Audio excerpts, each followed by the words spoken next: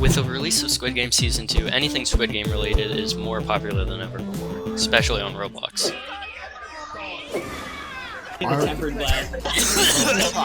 I mean, just look at these player counts.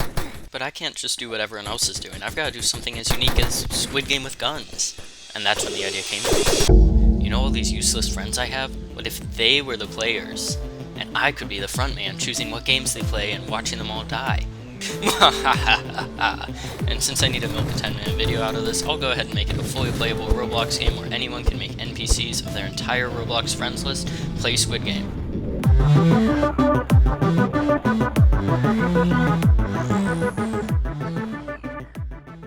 To start, I opened up Roblox and made an empty baseplate. I added in the first script and got to work.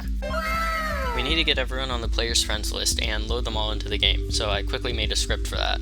Then I made a giant board where all the players will be displayed. Wow, look at all those friends. Yeah, I have friends. Take that, Sozzle. From there, I built a lobby around the player list, which is where the players will spend their time between games. This was very quick. I did some lighting work, then some more lighting, even more lighting, you know. And I also made it spawn in the avatars of all the players in the game. Wow, I can't wait to meet all my friends. I wonder where they are. Now, we have all these players, but no games for them to play, so the most iconic game in Squid Game is red light, green light. We're going to make that first. You can only move when the light is green, and if it's red, you have to stop, or hidden snipers will make you stop. There's also a time limit, so I built this giant timer and scripted it to count down from 60. I also made these two giant lights that indicate whether it's safe to move. Now all we need is our players. Now, if you look really closely, there's a very small problem. Our players don't seem to want to move, like at all. So I gave them all a conveniently placed will to live, and voila, they now run towards the finish line and die when they move during a red light. But it looks kind of weird when they die. They just kind of fall apart. So instead, we'll shoot the players with a sniper rifle. I found a gun sound, added some ragdolls, and the NPCs now get shot and fall over when they die. Beautiful. I also spiced up their AI so that they behave a bit more dynamically. For example, if someone knows they're about to get shot, there's a 1 in 5 chance they'll desperately run away in fear, only to get shot in the process. And if they haven't crossed the finish line when the time runs out, guess what? They die. Finally, I made the player list update in real time so you can keep track of who's dead and who's alive. Yeah, that's definitely a red light. That's definitely a red light. Given that this game is on Roblox and I'm uploading this video to YouTube, I can't do anything super violent. But that one stopped me from adding some light blood and... yeah, so I added blood. It's not super realistic, but it's realistic enough that I won't risk showing it on YouTube too much. If you play the game yourself, it'll be off by default, so just go into settings if you think you can handle it. Now that red light, green light is finished, we need some more games. I made a menu where you can choose what game to play next, and then I started working on the second game, which is the cookie cutting game. In this game, players are given a cookie shape and must carve it out without breaking it. This leads to some funny moments in the Roblox version.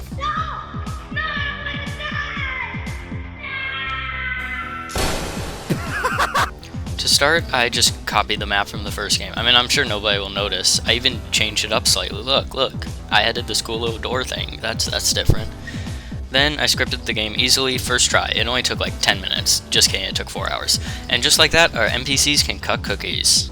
I added guards to this game and gave them their own AI too. They run around and shoot anyone whose cookie breaks. Players get 90 seconds to cut out their cookies, and if they can't finish in time, then...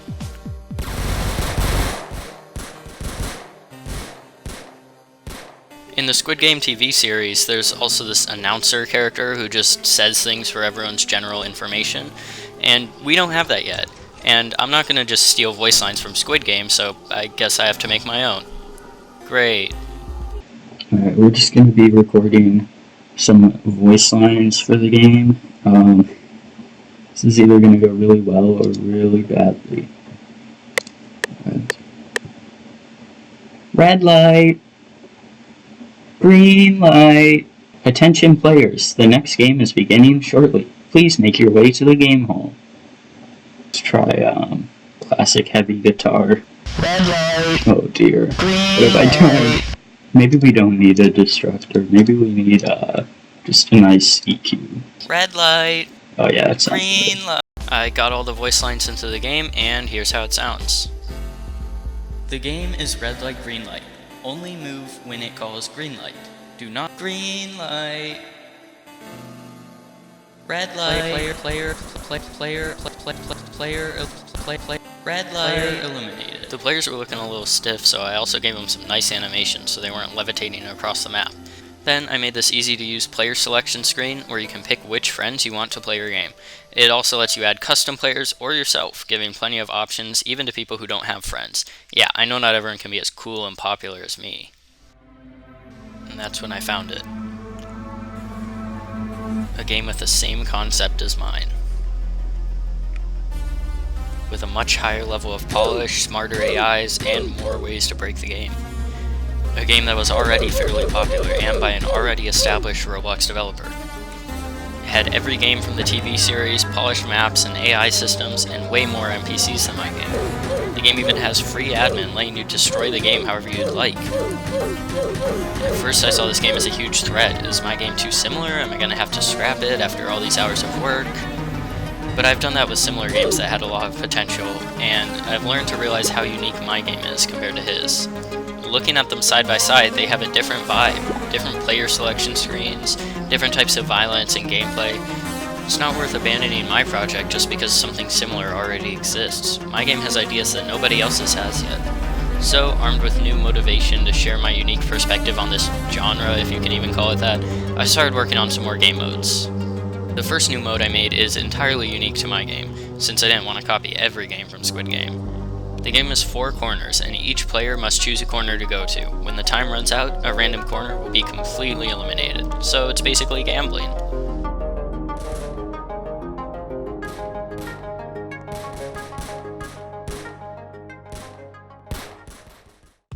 Now for the game that I was personally most excited to make, Glass Bridge. Players must cross a bridge of glass tiles, but only one of the tiles in each row is safe. I started by building out the environment, then made the player AI, which was complicated enough that I had to draw it out so I could understand it before I tried to script it. This was my first time making AI that can jump. I think I made them jump a little too much, but once I fixed everything, they were able to intelligently take a 50-50 guess at each tile. Once they know a tile is broken, they'll jump to the opposite one, and if they see someone else step on a tile, they'll only step on that one since they know it's safe. This is the most complicated AI I think I've made for any game, and it turned out pretty good. It's interesting to watch them scurry across the tiles. They're like little ants. They don't have a lot of brain cells, but you can tell there's some level of intelligent thought going on. Now, we need some music for the game, and I don't feel like making an entire soundtrack by myself, so there's only one answer: classical music. I just thought Claire de Lune would fit the vibe of Glass Bridge perfectly. I added a slight reverb so each song sounds like it's echoing through all the giant rooms in the game, and then I found different pieces of classical music for each game mode. Now we have a good soundtrack going on. Did that work? He's not moving, so I think that... Now there's only one game left to make. In the TV show, the players basically just stab each other to death for the final game, but this is Roblox. We've got to keep it kid-friendly. So instead of knives, the players will use swords, and sword fight each other until only one player remains. I copied the map from Red Light Green Light again, but added an ominous skybox so it feels like an ending. I did a bunch of scripting to make the Roblox sword model work for NPCs, and made an AI so they can sword fight, and now we have sword-wielding NPCs. Terrifying. Now all that was left was to make an awesome victory screen. And we're done with the whole game, right? Right? Even though all the game modes are done, there's still a lot of stuff left to do, starting with a working settings menu so that all the babies on their mom's tablet can turn off the blood and ragdolls. The settings all save if you leave the game, and I also added some silly bonus settings that you can use for fun. After that, I decided to add a statistics menu, where you can reflect on how much of your life has been wasted on the game. Now, watching your friends die is fun and all, but it's even more fun to take matters into your own hands. So I made a custom gun that doesn't work at all. But I fixed it. Oh, you thought you were safe past the finish line? Pow! Pow! Pow! Pow! Pow! Pow! Pow! Pow! Right now, the game icon is looking a little bit boring. So I took a random picture of the NPCs playing Glass Bridge, took a picture of my friends list, did some Photoshop wizardry, and... yeah, in case you couldn't tell, I'm somewhat of a professional at graphic design. Someone needs to get this icon into an art museum. All good games have achievements, so me and some friends brainstormed some ideas for 20 of them, meaning I had to make icons for 20 badges. Great. Some of these are nearly impossible to get. Like, surely nobody will ever get the gambling one, but they're there if you want to try. The next game is glass bridges. For each pair of glass tiles, or whatever they're called.